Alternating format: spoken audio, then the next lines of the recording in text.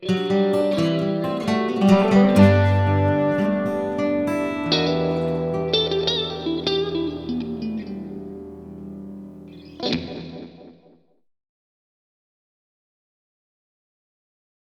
everybody, it's Dave Isaacs with you, and today we're going to take a look at a blues classic. The song is Otis Rush's All Your Love, but we're going to look at the version recorded by John Mayall in 1966 with Eric Clapton on guitar. And I'm going to start off with the opening lead part. I'm going to look at three things here: the introductory lead, the primary rhythm part, and the middle solo. So we're in the key of A minor, and we're going to start off with a double stop at the 5th fret on strings 1 and 2, but we're actually going to hit it and gliss up. And then A minor pentatonic. I'm on the 3rd string at the 7th fret. Notice I've got my ring finger on that note because what I'm going to do is support the bend with index and middle, and the movement of the bend itself is not just the fingers. Notice that there's an arm component to this.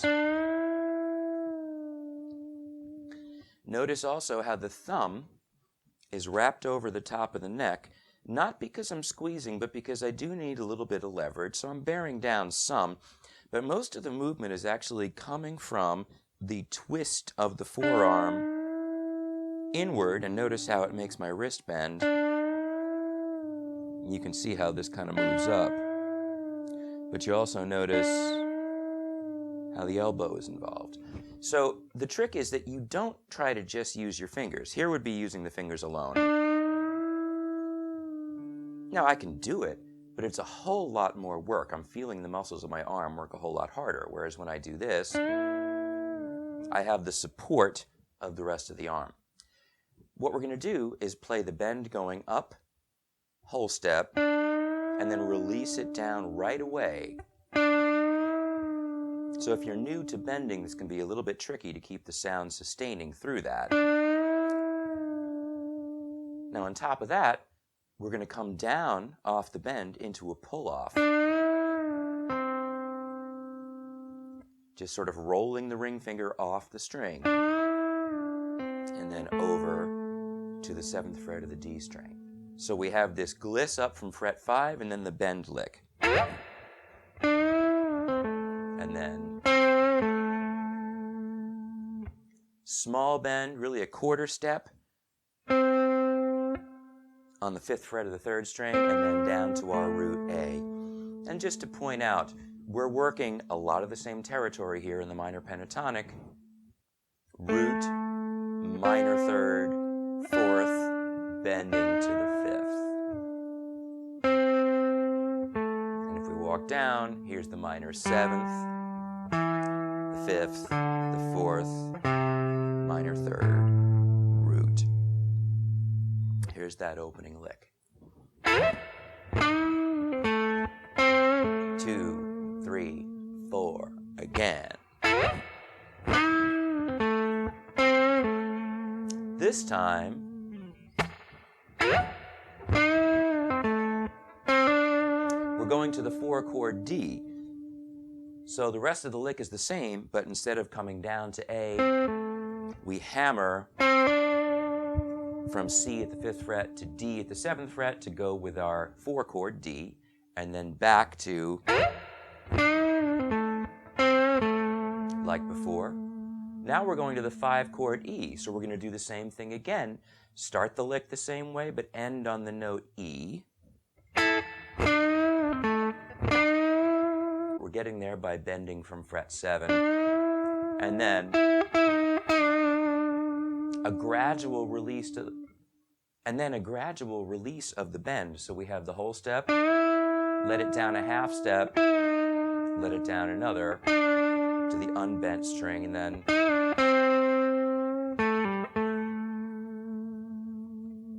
so 1, 2, 3, 4, 1. 2, 3, 4, 1. 2, 3, 4, 1. 4 chord, 3, 4, 1. back to the 1 and 5 chord. Bend.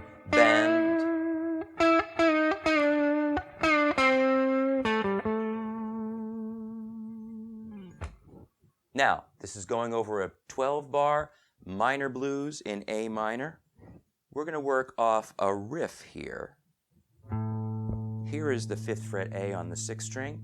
Remember that our minor pentatonic box does this.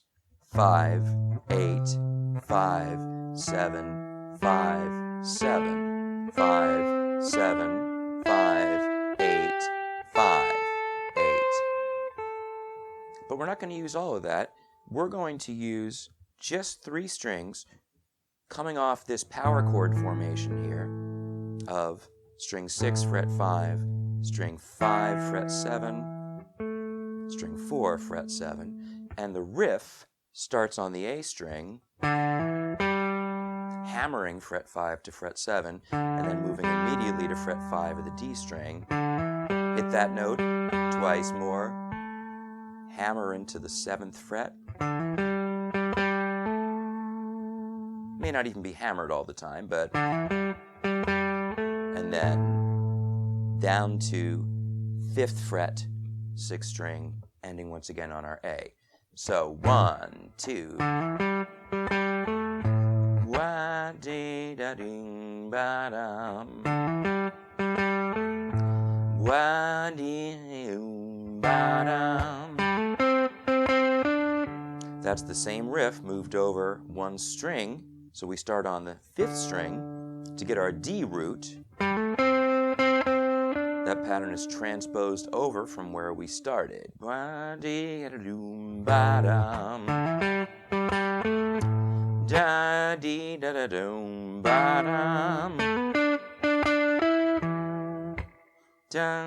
Then up to the E. Then up to the E.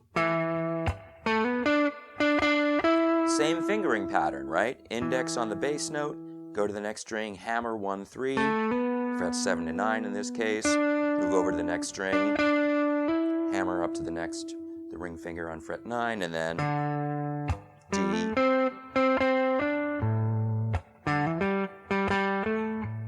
So here's the whole background part. 1, 2, 3, 4, 1.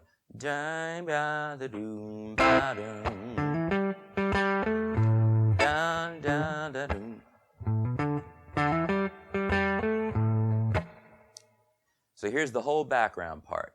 1, 2, 3, 4, 1.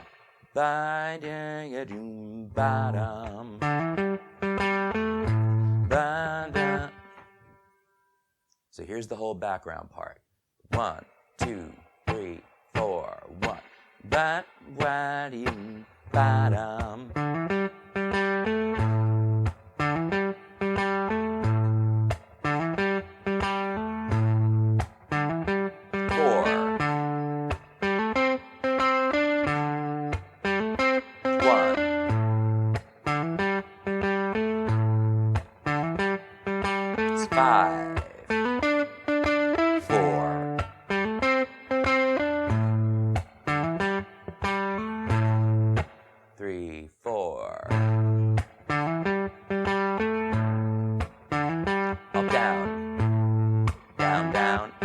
That's my picking.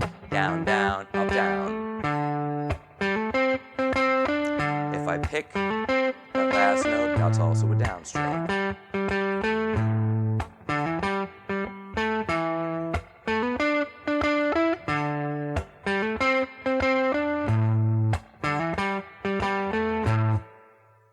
Pretty straightforward, really. It's just a simple pentatonic riff that's being transposed between A, D, and E.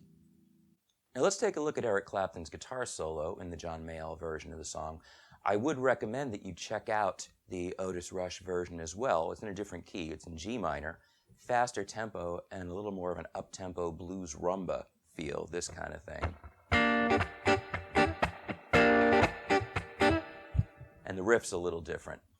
So I said we're in A minor. So what Clapton does is he takes an A minor triad up here first three strings, 1, 2, 3, frets 12, 13, and 14. And we're just going to move this shape around. So he starts off up here, 12th position, picking like this. 1, 2, 3, 4, 1. Now I'm shaking this a little bit to give the whole chord some vibrato, and notice that that's coming from my arm.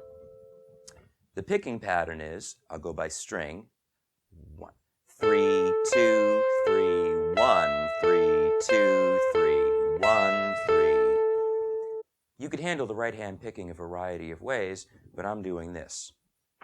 Down, up, down, up, down, up, down, up, down. Basically following not really an alternate picking approach per se, but thinking about direction and string crossing. So if I'm headed this way, I'm going to play a downstroke. If I'm headed back up to a string in this direction, I'm playing an upstroke.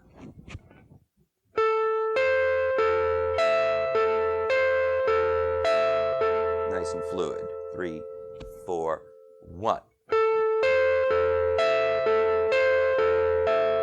Watch this variation. 4, 1, and 2, and 3, and 4. Slide down to the 5th fret, where we now have a D minor triad, but it's the same shape. Strings 1, 2, 3, frets 5, 6, 7, and then jumping back on up to the 12th fret.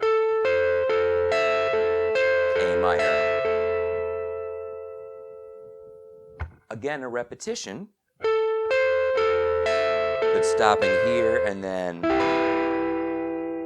7th position gives us an E minor triad. Same 3 strings, 1, 2, 3. Same configuration. In order, 1st finger, fret 7, 2nd finger, fret 8, 3rd finger, fret 9. So, A minor, E minor, walking down, 7th position, 6th position, E flat minor, 5th position, D minor.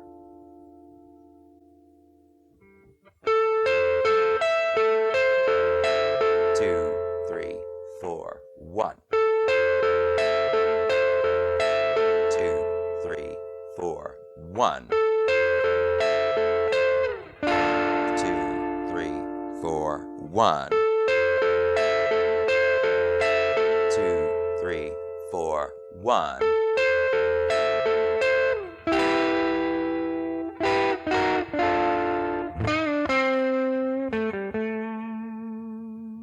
Notice how we end with a very similar bend to what we began the intro with. So the bend is a whole step up from the 7th fret of the 3rd string, but release it right away. And then 5th fret, and then 7, 5, 7 on the D string. So I'm going to put on the track, and I'm going to play along with the opening solo, with the rhythm part, and then the middle solo.